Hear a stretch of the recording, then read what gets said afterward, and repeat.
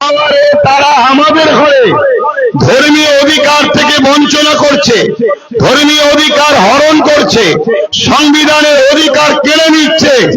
আমাদের ঘরে লোহা যেমন লোহা কাটে, তাদের প্রতিরোধ করার জন্য আমাদেরও ইমানদার, ন্যায়পরায়ণ, সংবিধান প্রেমিক, মানবতা প্রেমিক, স্বচ্ছ ভাবমূর্তিওয়ালা লিডার, নেতা বানাবার দরকার আছে না নাই? হাত তুলে সাক্ষী দেন আমার কথায় একমত আপনারা? একমত? যদি আজ আমাদের এই লিডার নেতা থাকতো, তাহলে আজকে এর জবাব, ইটের জবাব পাথর দিয়ে দেওয়া যেত। এটা আমাদেরকে ভাবতে হবে, নচেত আগামী দিন আরো আঘাত হবে। নিশ্চয়ই আপনারা জানেন, কেন্দ্র সরকার সংখ্যাগরিষ্ঠতার জোর দেখিয়ে ওয়াকফ কালা কানুন তৈরি করেছে। এই ওয়াকফ কালা কানুন, তাতে এমন কিছু নিয়ম ধারা তারা করতে চাইছে, সেই জায়গায় আস্তে আস্তে আমাদের মসজিদ, আমাদের মাদ্রাসা, আমাদের ঈদগাহ, আমাদের কবরস্থান, যেটা হাজার হাজার বছর ধরে আমাদের দান করা সম্পদ, যেটা আগামী দিন আমাদের থাকবে না, যেগুলো দখল করে আদানি আম্বানি বড় বড় কোম্পানির হাতে তুলে দেওয়া হবে, তারা সেখানে মসজিদ মাদ্রাসাকে বুলডোজার দিয়ে ভেঙে, কবরস্থানকে প্লেন করে, খানকাকে প্লেন করে, এমন করে ঈদগাহকে ভেঙে সেখানে বড় বড় শপিং মল, বড় বড় বার, বড় বড় সিনেমা হল, তাদের ইনকামের জায়গা তৈরি করবে। আমি জানতে চাইছি, এটা কি আমার ধর্মের উপরে আঘাত নয়? তাহলে আজকে একজন ভারতবর্ষে দেশ আমাকে ধর্মীয় স্বাধীনতা দিয়েছে, এই দেশকে স্বাধীন আমরা সবাই মিলে করেছি। সেই দেশে ৭৯ বছর পরে কোন কেন্দ্রে সরকার আসবে, সে জোর করে আমাদের ধর্মীয় অধিকারকে, আমাদের মসজিদকে, আমাদের মাদ্রাসাকে, আমাদের খানকা কবরস্থানকে মিটিয়ে দিতে চাইবে। আর আমরা যদি এখনো না জাগি, না ভাবি, দুনিয়া তো আমাদের বরবাদ হবেই হবে। কিয়ামতের দিন আল্লাহর কাছেও জবাব এর দিতে হবে না? হবে না? আওয়াজ দিয়ে বলুন, দিতে হবে না? হবে না? তাই আপনাদেরকে জাগাচ্ছি, আপনারা জাগুন। কেন্দ্র সরকারের বিরুদ্ধে সে যেমন আইন করেছে, সুপ্রিম কোর্টে আইনি লড়াইও চলছে, আইনি লড়াই চলবে। তবে এখানে বলে দিই, মুসলমান যাদেরকে মাসিহা মনে করছেন, তারা আপনাদের হয়ে লড়াই করছে না, সেই লড়াই করছে যাকে মুসলমানের একদল গালি দেয়, সেই নবী বংশের আওলাদ নওশাদ সিদ্দিকী আজকে সুপ্রিম কোর্টে গিয়ে কেস করছে। সে আপনার আমার ওয়াকফ মসজিদ মাদ্রাসাকে বাঁচাবার জন্য লড়াই করছে, বিজেপির বিরুদ্ধে লড়াই করে কেস করছে, সুপ্রিম কোর্টে আজকে সে মামলা চালাচ্ছে। আমাদের মানবতা বলে তার সাথ দিয়ে, তার জন্য দোয়া করে, তাকে আরো শক্তিশালী করে তোলা, যাতে আগামী দিন এই বিজেপি নামক অপদার্থ আমাদের উপরে যখন নতুন কোন আইন কানুন করার চেষ্টা করবে, তখন আমরা যাতে এই সকল ব্যক্তিদের দ্বারা সুরক্ষিত থাকতে পারি, এটা আমাদের ভাবা দরকার আছে না নাই? হ্যাঁ, আমি একজন ধর্ম প্রচারক, আমি আহলে সুন্নাত ওয়াল জামাত একটা ধর্মীয় সংগঠন চালাই, আমি জলসা মাহফিল করি। আপনি ইমাম, আপনি মাওলানা, আপনি মুফতি, আপনি বক্তা, ঠিক আছে, আপনার জায়গায় আপনি থাকুন, কিন্তু আপনার মানবতা কে বলছে যে আপনার মসজিদকে বাঁচাবার জন্য লড়ছে, তার পাশে সাথ দেওয়া দরকার না? যে বলবে মসজিদের পক্ষে কেউ দাঁড়ালে আমি তার সব থেকে বড় দুশ্মন হব, তার সাথ দেওয়া দরকার। এটা মুসলিম সমাজের ভাবা দরকার আছে না নাই? এই জন্য আপনাদেরকে বুঝতে হবে, খুব ভালো করে বুঝুন, আইনটা যারা করছে তারা কোন ক্ষমতায় করছে। এক তো সংবিধান বিরোধী, আবার ভারতবর্ষের দ্বিতীয় বৃহত্তম যে সম্প্রদায় মুসলমান, সেই মুসলিম সমাজের ধর্মীয় ভাবাবেগ মসজিদ মাদ্রাসা কবরস্থানের উপরে ডাইরেক্ট হস্তক্ষেপ করছে। কোন পাওয়ারে? রাজ পাওয়ারে। অতএব এই পাওয়ারকে রুখতে গেলে আমাদেরকেও রাজ পাওয়ারের কথা ভাবা দরকার আছে না নাই? এটা যখনই ভাবাই, এটা যখনই বুঝাই, আমার কওমের ঘরে কিছু ছেলে আছে, আমার সমাজের কিছু ভাই আছে, যারা লেবাসে সুরাতে বাহ্যিক মুসলমান, কিন্তু তারা ভেতরে ভেতরে অনেক আগে ধর্ম ত্যাগ করে ইসলাম থেকে বেরিয়ে চলে গেছে। কিন্তু তাদেরকে এই যারা ইসলাম মিটাতে চায়, এরা বলেছে তোরা মুসলমান থেকেই থাক, তোরা নামাজ পড়, মসজিদে যা, মুসলমানদের সাথেই থাক, কিন্তু তোদেরকে আমরা পিছন থেকে প্রশাসনিক সহযোগিতা করব, আর্থিক সহযোগিতা করব, সব পাওয়ার দেবো, তোদেরকে ক্ষমতায় সারিতে রাখবো, তোরা মুসলমানকে শুধু কন্ট্রোল করে রাখবি, যাতে মুসলমান কি বলে ক্ষমতাশালী না হয়, মুসলমান যাতে নিজের লিডার না বানিয়ে ফেলে, মুসলমান যাতে এক না হয়ে যায়, এটা তোরা করবি। এরা সময় আসতে বাকি, দেখবেন সব ঝুপঝাপ করে লাভ মেরে ইসলাম ছেড়ে বেরিয়ে চলে যাবে, তখন আমাদের কি দশা হবে? আমি এটা গল্প বলছি না। এই স্টেজটা করেছে এমন এক জায়গায়, এটা ভুল স্টেজ করেছে। আমি এই সূর্যের তাপে পুরো এই দিকে তাকাতেই পাচ্ছি না। কথা বুঝে আসছে? একটুখানি এরম লম্বা লম্বা করতে হয়, নাই একটু কেরাচে করতে হয়। যাই হোক, তো ভাই আপনাদের অসুবিধা হচ্ছে নাকি? আজকের এই লড়াইটা কিসের? এখানে কোন রাজনীতির মিটিং এটা নয়, কিন্তু বড় দুঃখের বিষয়, রাজনীতির বিরুদ্ধে আমাদেরকে বলতে বাধ্য হচ্ছি। কেন? রাজনেতারা তারা লোকেদের রুজি রুটি, চাকরি, কারবার, পড়াশোনার কথা ছেড়ে দিয়ে তারা ক্ষমতার জোরে আমার ইসলামকে মিটাতে চাইছে, তারা ক্ষমতার জোরে আমার মসজিদকে মিটাতে চাইছে, ক্ষমতার জোরে আমার কবরস্থানকে মিটাতে চাইছে, ক্ষমতার জোরে আমার আল্লাহর সামনে গুস্তাখি করছে। এই বাংলাতে ব্যারাকপুরের ভাটপাড়াতে এক মানবরূপী পশু বেরিয়েছে, এ আরেক জাহান্নামের কুকুর। আপনারা দেখেছেন তো নাকি? এ আরেকটা জাহান্নামের কুকুর। ও বলছে কি ইসলামে নাকি রেপ করা কোনো পাপের বিষয় নয়, ইসলাম নাকি রেপ করাকে খারাপ বলেনি। বলুন, আপনি পাপী, আমি পাপী, আমি ইসলাম ঠিকভাবে মেনে চলতে পারিনি, আপনি মেনে চলতে পারেননি, এটা আমাদের ভুল। কিন্তু আমার ধর্মের উপরে এত বড় মিথ্যা কেউ ইলজাম দেবে, এটা কি মেনে নেওয়া যায়? বলুন আপনাদের বিবেকে, যে ইসলাম নারীদেরকে জ্যান্ত পুঁতে দেওয়া হচ্ছিল, ইসলাম নারীদেরকে বাঁচার অধিকার দিয়েছে, ইসলাম নারীদের পায়ের তলায় আল্লাহর জান্নাত দিয়েছে। আল জান্নাতু তাহতা আকদামুল উম্মাহাত, প্রত্যেকটা মায়ের পায়ের তলায় জান্নাত। মা হলো নারীর জাত।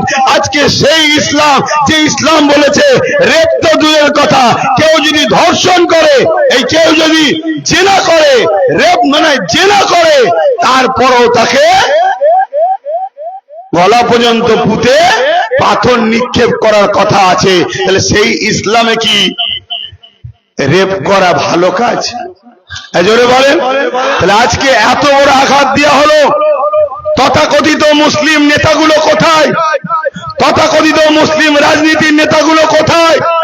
আর আমার বাংলার যিনি মুখ্যমন্ত্রী, তিনি বলেছিল বিজেপিকে রুখতে আমাকে সাথ দাও, বিজেপির হাত থেকে পুরো দেশে আপনাদেরকে বাঁচাবো।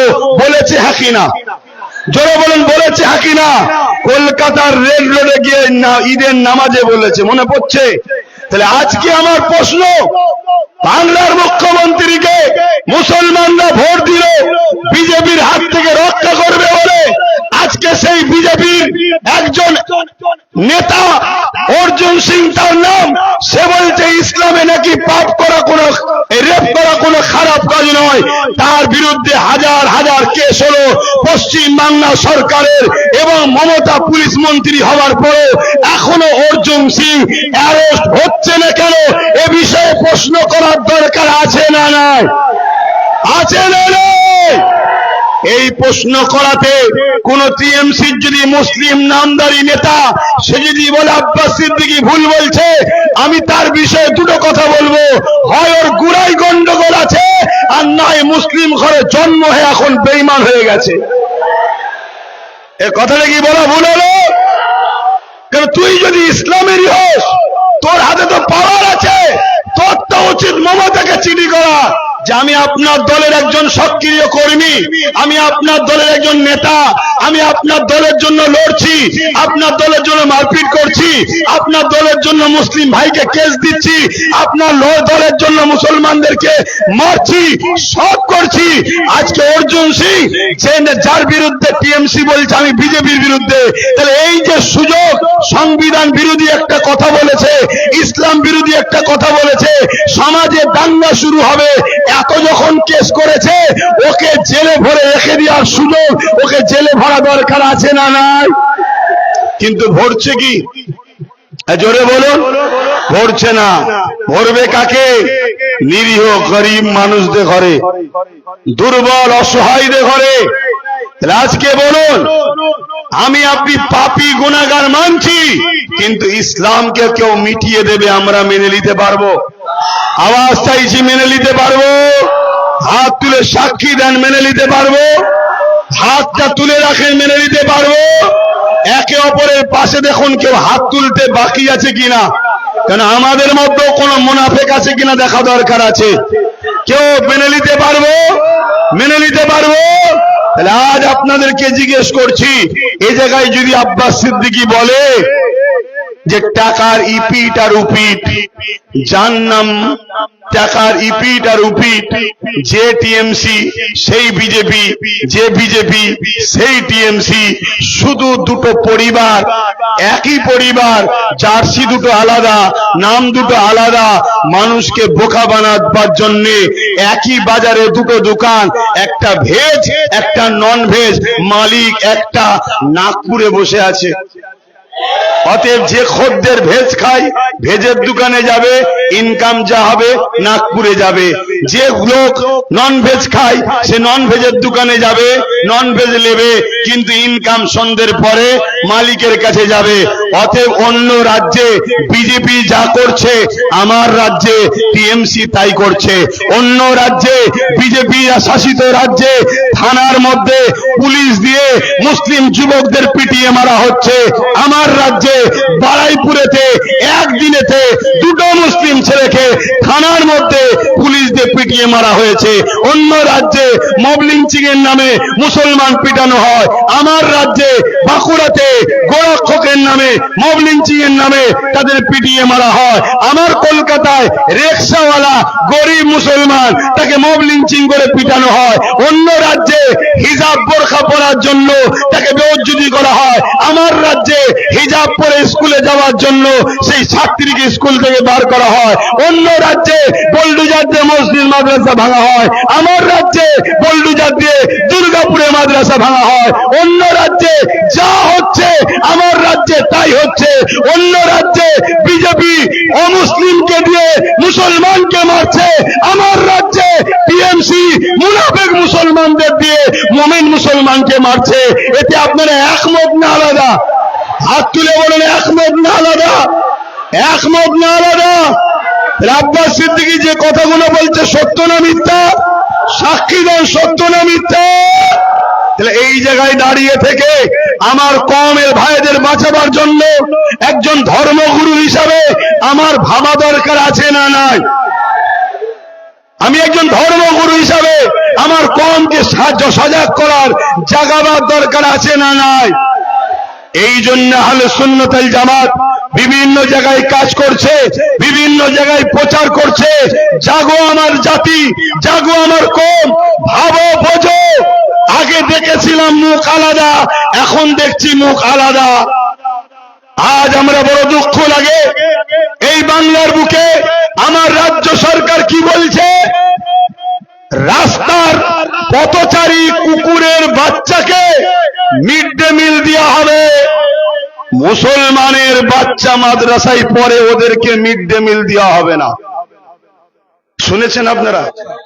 কথা বলুন, আমার সাথে একমত তো নাকি? তাহলে আমার রাজ্য সরকারের নজরে পথচারী কুকুরের বাচ্চা থেকেও মুসলমানের বাচ্চা ভালো না খারাপ? তাহলে যে মুসলমানের বাচ্চাকে পথচারী কুকুরের থেকে রাজ্য সরকার খারাপ নজরে দেখে, যে পথচারী কুকুরের বাচ্চাকে মিড ডে মিল দেবো, মাদ্রাসার বাচ্চাদের মিড ডে মিল দেবো না, তাহলে সেই সরকারকে তো আমাদেরও ভাবানো দরকার যে আমরা তোকে টিকিয়ে রেখেছি বলে তোর ভাইপোর গাড়ি বাড়ি হচ্ছে, আমরা সরে গেছি বলে বামফ্রন্ট উড়ে গিয়েছিল, আমরা ছিল বামফ্রন্ট ছিল, আমরা সরব তুইও চলে যাবি, এটা দেখানো দরকার আছে না নয়? এটা তো আমাদের দায়িত্ব। একজন বাপ হিসাবে আমার ছেলেটা কি করে চাকরি পাবে, শিক্ষা পাবে, ভালোভাবে বাঁচবে, মাথা তুলে ধর্ম পালন করবে, এটা আমাদের ভাবা দরকার আছে না নয়? সরকারের কি কাজ মন্দির করা না মসজিদ করা? কোনো কিছু কাজ নয়। সরকারের কাজ চারটে জিনিস নাগরিককে দিতেই হবে: শিক্ষা, স্বাস্থ্য, কর্মস্থান, বাসস্থান। সরকারকে দিতেই হবে, এটা সংবিধানের রুলস। শিক্ষা, স্বাস্থ্য, কর্মস্থান, বাসস্থান। বলুন, সরকার আমাদেরকে শিক্ষা দিচ্ছে? 25,000-এর উপরে স্কুল বাংলায় বন্ধ, উত্তরপ্রদেশেও বন্ধ, আসামেও বন্ধ, গুজরাটেও বন্ধ। ওখানে বিজেপি বন্ধ করছে অর্থাৎ আরএসএস এর ইশারায়, আর এখানে মমতা বন্ধ করছে আরএসএস এর ইশারায়। আর বাংলায় আরএসএস এর স্কুল খোলা হচ্ছে, সেখানে প্রকাশ্য অস্ত্র ট্রেনিং দেওয়া হচ্ছে। আর এই পাশে পূর্ব মেদিনীপুরে আর এক কমনাল ভূত বেরিয়েছে, কিছুদিন আগে ইফতার করত মুসলমানের সাথে, এখন কমনাল হয়ে গেছে। ও দিন রাত ধরে মুসলমানকে গাল দিচ্ছে, জিহাদি বলছে, রোহিঙ্গা বলছে, আর ওকে পাহারা দিচ্ছে কে? রাজ্য সরকারের পুলিশ। তার মানে তুই যা, মুসলমানদের গাল দে, ভয় দেখা, আর আমি বলবো আমার থেকে সরে গেলে ভোট ভাগ হলে বিজেপি চলে আসবে।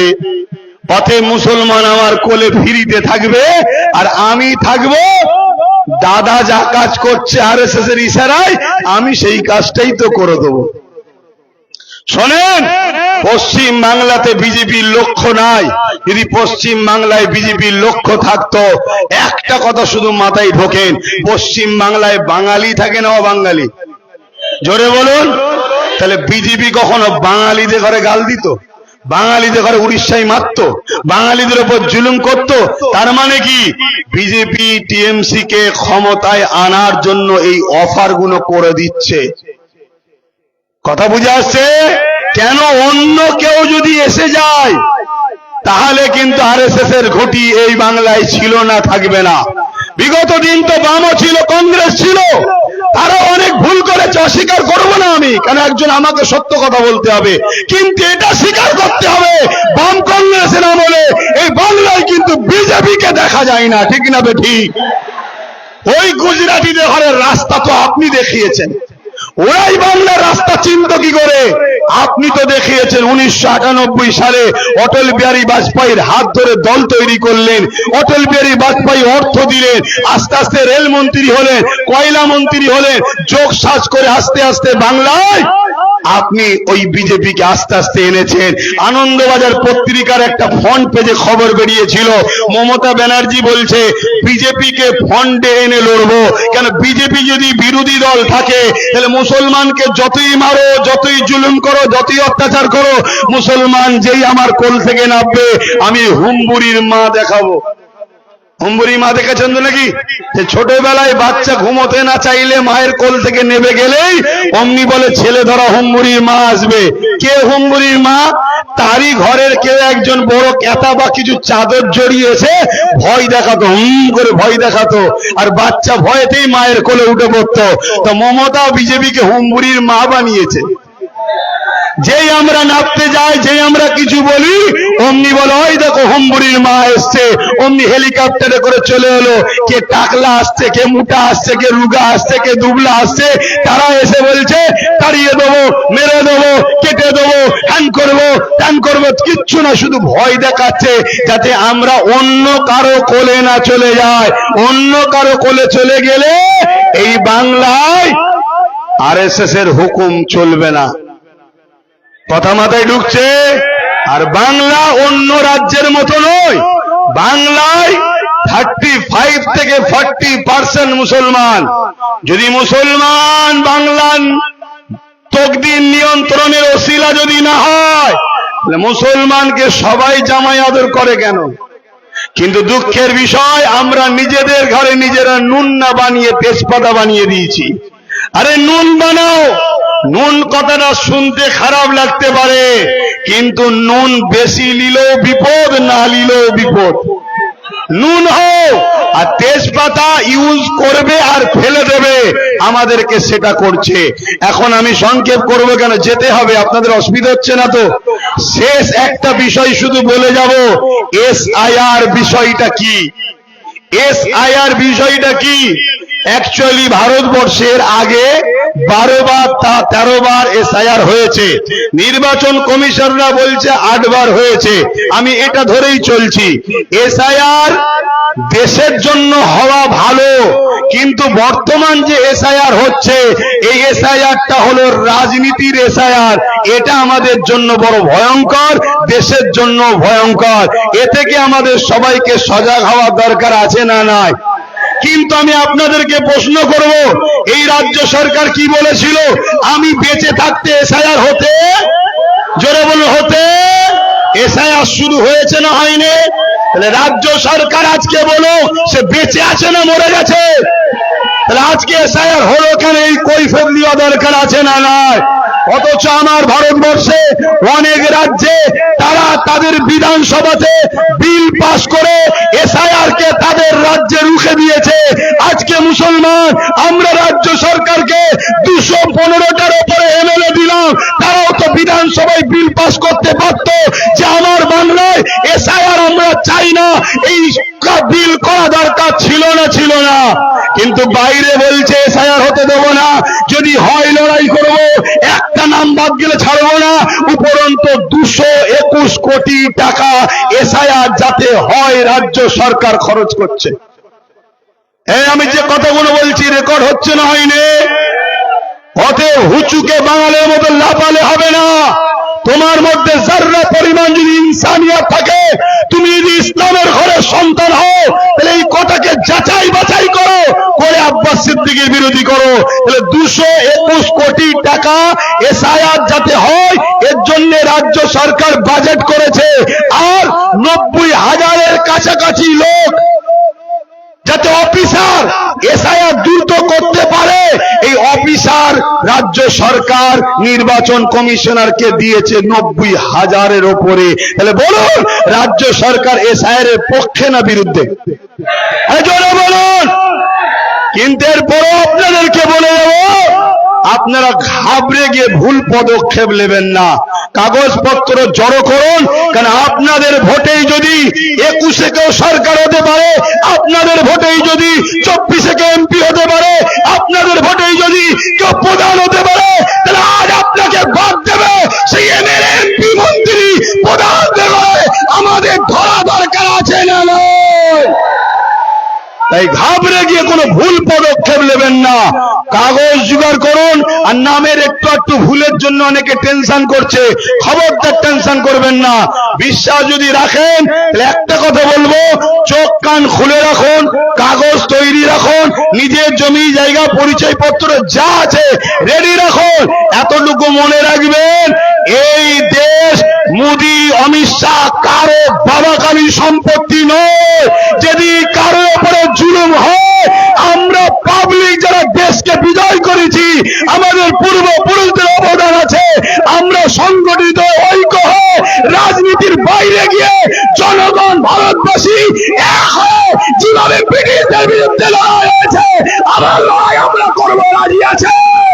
যদি রাজি থাকেন উঠে দাঁড়ান, রাজি থাকেন উঠে দাঁড়ান, রাজি থাকেন উঠে দাঁড়ান। কিন্তু মনে রাখবেন, একটা লোক যদি জুলুম হয়, এর জন্য বিজেপি যেমন দোষী, রাজ্য সরকারও দোষী। কেন তুমি 90,000 অফিসার দিলে? কেন তুমি 221 কোটি টাকা SIR এর জন্য খরচ করছো? এই বিজেপিও দোষী, রাজ্য সরকারও দোষী। আমার এই কথাতে কারা একমত, একটু হাত তুলে সাক্ষী দেবেন। একমত আপনারা? একমত আপনারা? একমত আপনারা? কতবার আন্দোলন করবেন? আন্দোলনের পাশাপাশি নিজেদের বাচ্চার ভবিষ্যতের জন্য মজবুত খুঁটি তৈরি করা দরকার আছে না না? রাস্তা দিয়ে যাচ্ছেন, একটা কথা শুনে যান, রাস্তা দিয়ে যাচ্ছেন, কুকুর ঘেউ ঘেউ করছে, শুনছেন তো? যদি হাতে একটা লাঠি থাকে ঘেউ ঘেউ করবে, জোরে বলেন। খালি হাতে আছি বলে এতিম বাচ্চাকে সবাই যেমন লুটে যায়, আমাদের কেউ নেই বলে যে যা খুশি করে যাচ্ছে। সবে একটা লাঠি হয়েছে, এরকম যদি গোটা 30-40 লাঠি থাকে তাহলে লড়াইটা বাড়বে না কমবে? জোরে বলুন, বাড়বে না কমবে? আরেকটা শেষ উদাহরণ দিচ্ছি, খুব ভালো করে শুনবেন। ধৈর্য আছে? 2 মিনিট ধৈর্য আছে? হাত তুলে বলুন শুনতে চান? শুনতে চান? মন দিয়ে শোনেন, মা বোনেরাও শুনবেন। 1000 টাকায় বাচ্চার ভবিষ্যৎ বিক্রি করে দিয়েছেন মায়েরা, চাকরি বাকরি শিক্ষা পড়াশোনা শেষ। ভুল করেছেন মা, সময় এখনো আছে, যদি মনে হয় পরিবর্তন হন। শোনেন মন দিয়ে, একটা কুকুর একটা খরগোশকে তাড়া করেছে। খরগোশ ছুটছে, কুকুরও ছুটছে, খরগোশ ছুটছে, কুকুরও ছুটছে। লাস্টে কুকুর হাঁপিয়ে গেছে, হাঁপিয়ে গিয়ে খরগোশকে বলছে, খরগোশ তোকে খাবো না, কিন্তু তোর সাথে একটা কথা আছে। কি কথা? বলছে আমার ঠ্যাং এত বড় বড়, তোর ঠ্যাং এত ছোট ছোট, তারপরেও তোকে ধরতে পারিনি, কি ব্যাপার বলতে কি? খরগোশ বলছে, মন দিয়ে শুনবেন, খরগোশ বলছে আমি ছুটি নিজের বাঁচার জন্যে, আর তুই ছুটিস মালিকের কে খুশি করার জন্য। তুই ছুটিস মালিককে খুশি করার জন্য, আর আমি ছুটি নিজে বাঁচার জন্যে। আপনাদের বলবো, ছোট পা হতে পারে, ছোট দল হতে পারে, নিজের জন্য ছুটুন। যদি নিজের জন্য ছুটতে না পারেন, বড় পাওয়ালা কুকুরের মতো ছুটে লাভ নাই, সারা জীবন ছুটো, ধরতে পারবেন না আপনি কাউকে। অতএব নিজের পায়ে দাঁড়ান, নিজের কথা ভাবুন।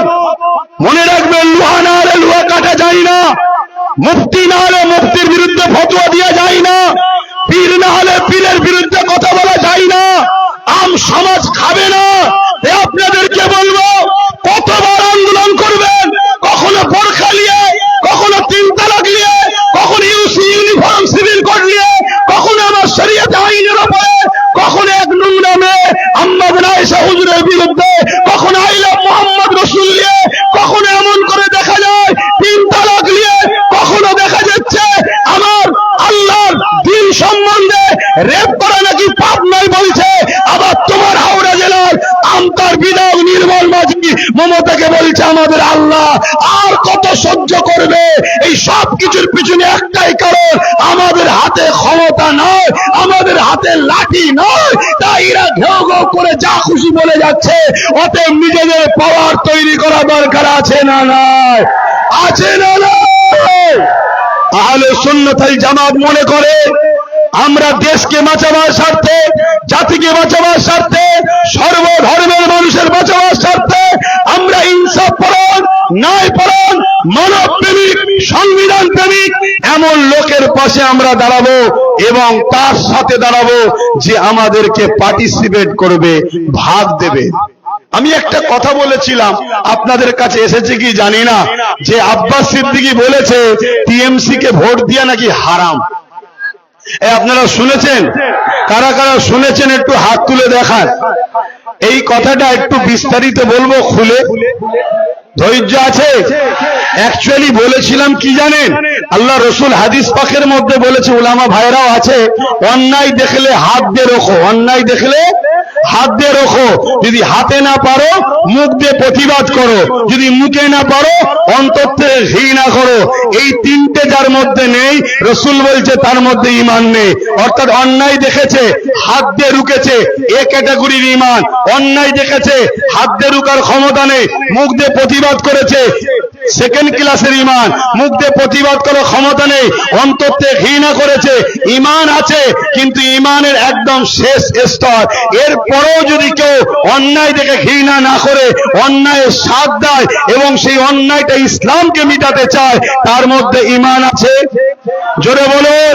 আজকে কেন্দ্রের অপদার্থ সরকার সংখ্যাগরিষ্ঠতা দেখিয়ে ওয়াকফ কালা কানুন তৈরি করে আমার আমার মসজিদ মাদ্রাসা কবরস্থান মিটাতে চাইবে, রাসূলুল্লাহর হাদিস অনুযায়ী ওর বিরুদ্ধে হাত দিয়ে লড়ো। হাতে যদি ক্ষমতা না থাকে মুখ দিয়ে প্রতিবাদ করো, মুখে যদি প্রতিবাদ করে ক্ষমতা না থাকে অন্তর থেকে ঘৃণা করো। কিন্তু একটা মুসলমানের ঘরের ছেলে, সে দাবি করে আমি ইসলামের ঘরের ছেলে, ওর বিরুদ্ধে হাত দিয়ে লড়লো না, মুখে প্রতিবাদ করলো না, অন্তর থেকে ঘৃণা করলো না, উপরন্তকে ভোট দিল, দিয়ে বিজেপিকে সাপোর্ট করলো, শক্তিশালী করলো, তাহলে কি তার মধ্যে ঈমান থাকতে পারে? জোরে বলো। এই কথাটা আমি প্রথম বলেছি। আর তারপরে বলেছি কি, যখন ওই বিজেপির বিরুদ্ধে বাংলায় আন্দোলন হচ্ছে, মমতা ব্যানার্জি বলেছে দিল্লি চলে যাও, এখানে নয়, যদি কেউ আন্দোলন করো তাহলে আমি সব থেকে বড় দুশ্মন হব। ঠিক ব্যাপারটা কেমন জানেন? বিজেপি মসজিদ ভাঙছে আর আমি বলছি ভাঙা যাবে না, আর মমতা বলছে একে রুখতে যাওয়া যাবে না, রুখলে সব থেকে বড় দুশ্মন আমার হব। তাহলে মমতা কি মসজিদের বন্ধু না দুশ্মন? তাহলে অন্যায় দেখলে হাত দিয়ে রুখতে হবে না, হবে না? মুখ দিয়ে প্রতিবাদ করতে হবে না, হবে না? অন্তর থেকে ঘৃণা করতে হবে না, হবে না? তা না করে যদি কোনো মুসলমান এই মমতাকে ভোট দেয়, তার ঈমান থাকতে পারে না। চলে আসে একটা শেষ কথা বলি, কোরআন মিটে যাবে, আমার উন্নতি মিটবে না, এই কথাটা বা এই আকীদাটা ন্যায় না অন্যায়? এবারে বলো, এই আকীদাটা কেউ বললো, তুমি তার হাত দিয়ে রুকা দরকার আছে না নাই? যদি হাত দিয়ে রুখতে না পারো মুখ দিয়ে প্রতিবাদ, তাও যদি না পারো অন্তর থেকে ঘৃণা, তা না করে কোরআন যে মিটে যাওয়ার কথা বলে, তুমি তাকে যদি সাপোর্ট করো, ভোট দাও, তোমার ঈমান আছে? সাপোর্ট মানে কি? ভোট মানে কি? তাকে অ্যাকসেপ্ট করলাম, অর্থাৎ যে কোরআন মিটে যাবে তাকে অ্যাকসেপ্ট করেছি। যে কোরআন মিটাতে চায় তাকে অ্যাকসেপ্ট করলে ঈমান থাকে না। এটা আব্বাস সিদ্দিকী বলেছে। বলার পরে এটাও বলেছি, যদি মমতা চায় যে আমার ভুল হয়ে গেছে ভাই, এগুলো বলা আমার উচিত হয়নি, আমি অ্যাকচুয়ালি কোরআনের বিষয়ে বলতে গেছিলাম এক, হয়ে গেছে এক, আমি বলতে গিয়েছিলাম যে দিল্লি যাও, এটা আমার বলা উচিত হয়নি, তোমরা বাংলায় আন্দোলন করো, রাস্তাঘাট জাম করো না, ক্ষমা যদি তাই ভিন্ন বিষয়। যদি ক্ষমা না চায়, মুসলমানকে জিজ্ঞেস করছি বিজেপিকে ভোট দেওয়া যাবে? হাত তুলে সাক্ষী দেন, বিজেপিকে ভোট দেওয়া যাবে? যারা হাত তুলছেন না তার মানে দিল থেকে চাইছেন নাকি বিজেপিকে ভোট দেওয়া যাবে? কোন মুসলমানের বেটা দিতে পারে, কোন ইমানদার দিতে পারে? দিলে তার ঈমান থাকবে না, আমি ফতোয়া দিয়ে যাচ্ছি। যদি দম থেকে তোমার উলামাকে লাগাও না, আমি আছি তো, কেন হবে না? সে দেশের দুশ্মন, ইসলামের দুশ্মন। ঠিক তেমনি টিএমসি যদি ক্ষমা না চাই মমতা এই কথাগুলো বলার দরুন, একেও ভোট দিলে ঈমান থাকবে না। বলুন দেওয়া যাবে? দেওয়া যাবে? এইটাই তো আব্বাস সিদ্দিকীর বক্তব্য। এখন আমার কোন যদি মুসলিম দাবিদার মুনাফেক ভাই বলে তুমি যা করলে আমার তো খাওয়া বন্ধ হয়ে যাবে, তোর পেটে জাহান্নামের আগুন ঢুকাক আল্লাহ, তোর হারামের পেটের জন্য আমার মসজিদ মাদ্রাসা শেষ করে দিবি? হ্যাঁ, ওকে বল ক্ষমা চাইতে হবে মমতাকে। কি ক্ষমা চাওয়া দরকার আছে না? ক্ষমা চাইলে ভিন্ন বিষয়, ক্ষমা না চাওয়া পর্যন্ত কোন মুসলমানের বেটা যদি একে ভোট দেয় ঈমান থাকবে না, থাকবে না, থাকবে না, ছেড়ে দিয়ে গেলাম। তোমার কাছে প্রশাসনের পাওয়ার, গায়ের জোর দেখানোর বিষয়টা আলাদা। ফেরাউনের জোর অনেক ছিল, মিটিয়ে দিয়েছে আল্লাহ। নমরুদের জোর ছিল অনেক, মিটিয়ে দিয়েছে আল্লাহ। তো যাক, আর কথা নয়, আমার শেষ কথা, শেষ কথা, আপনারা আমার সাথে আছেন তো? আমি যদি ব্রিগেড ডাকি গাঁটের পয়সা খরচ করে যাবেন? হাত লম্বা করে তুলুন। যাবেন? যাবেন? যাবেন? তবে 2 বছর 21-এ অগ্রাণ নলেজ সিটিতে প্রোগ্রাম হয়নি। আমি চাইছি 21-এ অগ্রাণ আগে প্রোগ্রামটা ওখানে হোক, তারপরে ব্রিগেডে আবার করব। তাই 21-এ অগ্রাণ নলেজ সিটিতে কি যাবেন না? হাত তুলে বলুন যাবেন না? কথা ঠিক তো নাকি? আল্লাহ আপনাদের সুস্থ ভালো রাখো। সকলে আস্তে আস্তে যাবেন, ছোট্ট একটু দোয়া হবে। আমাদের এই সালাম এক কলি কি বলে দোয়া হবে। কোথায় গেল? আমাদের মহাসেব আসছেন, একটু দোয়া করতেন, একটু ছোট্ট দোয়া হবে। আল্লাহুম্মা আমিন।